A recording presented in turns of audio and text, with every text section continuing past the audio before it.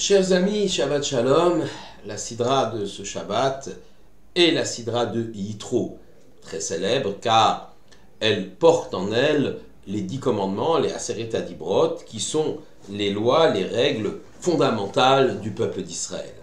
L'histoire est en marche. Au moment de la sortie d'Égypte, tout un peuple est né.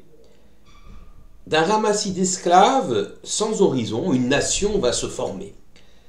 Mais cette longue gestation de la nuit égyptienne et cette naissance dans les douleurs de la disparition de leurs ennemis ne trouvent leur justification que dans la croissance du peuple Israël, marquée par sa marche vers le mont Sinaï et le don de la Torah.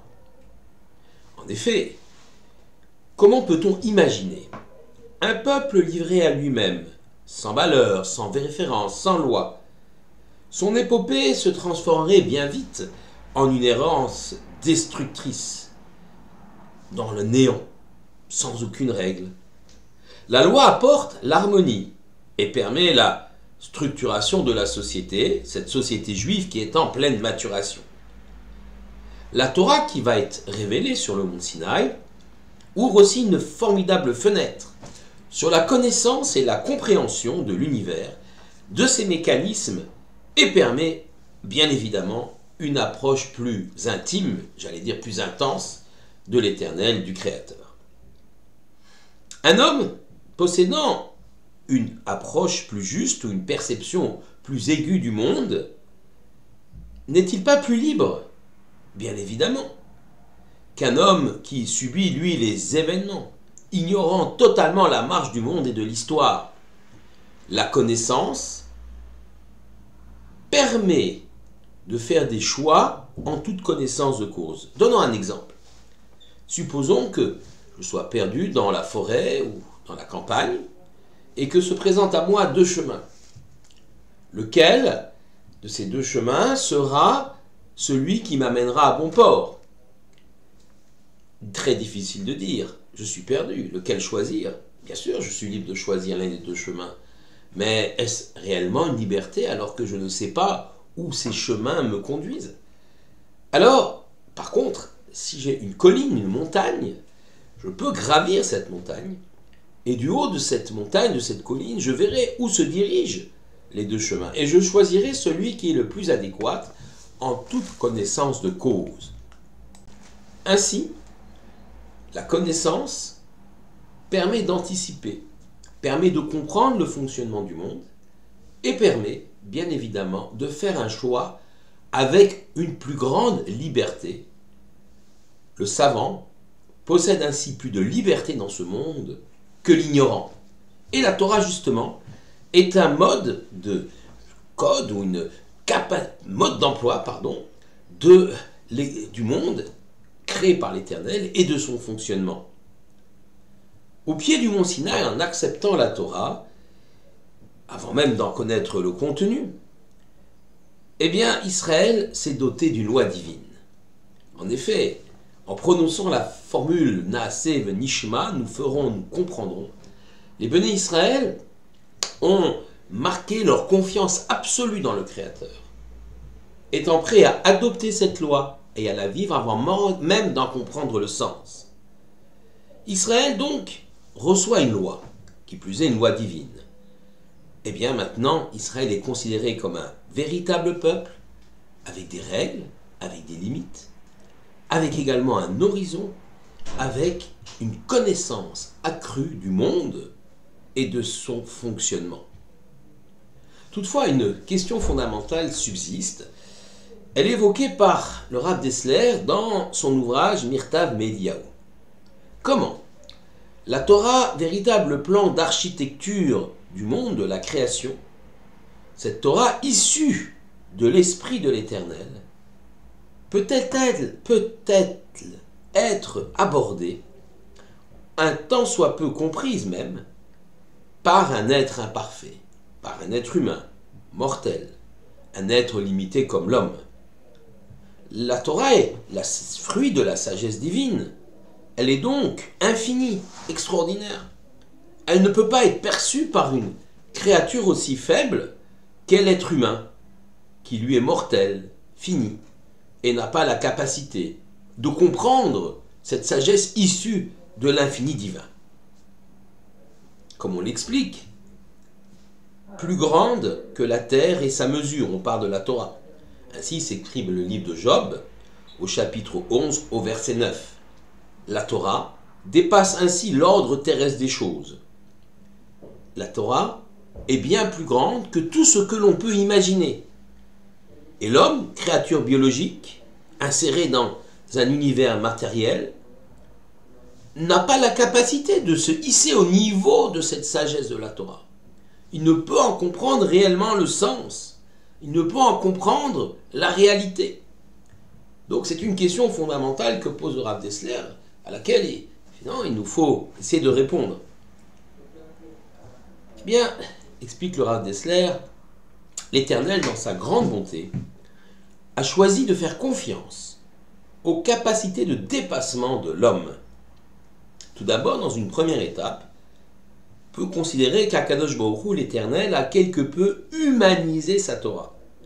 C'est-à-dire que, sans en perdre l'essentiel, l'Éternel a modelé sa forme pour qu'elle soit intégrable et comprise par l'esprit humain.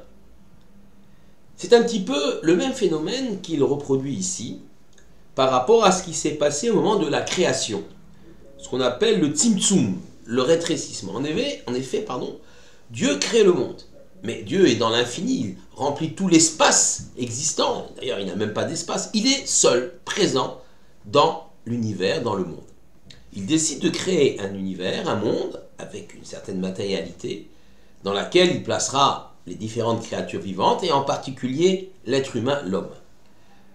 Pour cela, Dieu ne peut occuper tout l'espace. Il faut laisser de la place à autrui. C'est ce qu'on va appeler le tzimtzum, c'est-à-dire le rétrécissement du divin. Dieu s'inflige ce rétrécissement, ce tzimtzum, afin de laisser la place à autrui. Mais il reste Dieu dans son essence. Eh bien, on va exactement avoir le même phénomène par rapport à la Torah. La Torah est issue de la sagesse divine. C'est le fruit de la réflexion du divin. Donc, par essence, incompréhensible pour l'homme, inabordable pour l'homme. Eh bien, Dieu va humaniser cette Torah sans en perdre l'essentiel. Il va en réduire, si on peut dire, la taille de l'infini pour qu'elle soit accessible à l'esprit d'un être fini, à l'esprit de l'être humain. Et ainsi, la Torah sera livrée aux hommes. Ce pas extraordinaire d'Akadosh Baruch Hu, néanmoins, est symétrique à une progression réalisée par les êtres humains eux-mêmes, par les Béné Israël.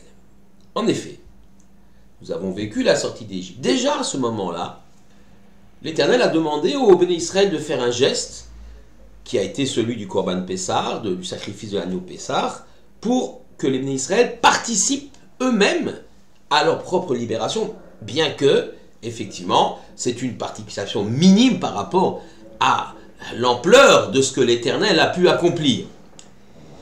Mais ils l'ont fait et ont déclenché, si on peut dire, ce processus de la sortie d'Égypte. Et puis pendant les 49 jours qui vont séparer leur libération d'Égypte, passage de la mer Rouge, ce qu'on appelle les 49 jours de l'Omer, entre Pessah et Shavuot, les Juifs vont suivre un parcours initiatique qui leur permettront, le jour venu, d'être à même d'entendre et de recevoir la parole divine. Il faut grandir, il faut évoluer, il faut se hisser à la mesure du défi. La nature de cette évolution de l'homme, du juif, du Ben Israël, est à la mesure du décor dans lequel ils évoluèrent alors, le Midbar, le désert. Comme l'explique la Torah, eh bien, le désert est le lieu du vide apparent. Bien que sous le sable et les pierres, il y a une vie intense. Ainsi l'homme doit être capable, au moment où il va entendre une parole inédite, une parole nouvelle, dépassant toute sagesse humaine, il doit être capable de faire le vide de ses certitudes, à l'image du désert. Il doit enlever, se débarrasser de ses préjugés, de ce qu'il croyait jusqu'à présent pour entendre une parole éminemment nouvelle, celle des 10 commandements, celle de la Torah. Il pourra donc intégrer cet enseignement nouveau, véritablement enrichissant. La sagesse de ce qu'on appelle le Ein, ce qu'il n'y a pas, eh bien, il y a dans cette sagesse, voilà, il n'y a pas, on fait le vide en nous-mêmes, afin de s'ouvrir pour faire place au message divin et pour l'acquérir. La Torah, dit la Gemara de Sota 21b, ne peut être acquise que par celui qui se considère comme n'étant pas, ou qui se constitue en tant que désert. Alors évidemment, dans ce cas-là, il est ouvert à une parole nouvelle. Aujourd'hui, dans notre réflexion, nous devons considérer que chaque jour la Torah nous est offerte à nouveau. Ainsi, si nous avons la volonté et le courage de nous remettre en question et de savoir abandonner nos constructions humaines tellement dérisoires, nous pourrons alors nous imprégner par l'étude de cette sagesse nouvelle, la sagesse de l'Éternel, et atteindre un niveau de liberté jusqu'alors insoupçonné. Shabbat Shalom à tous.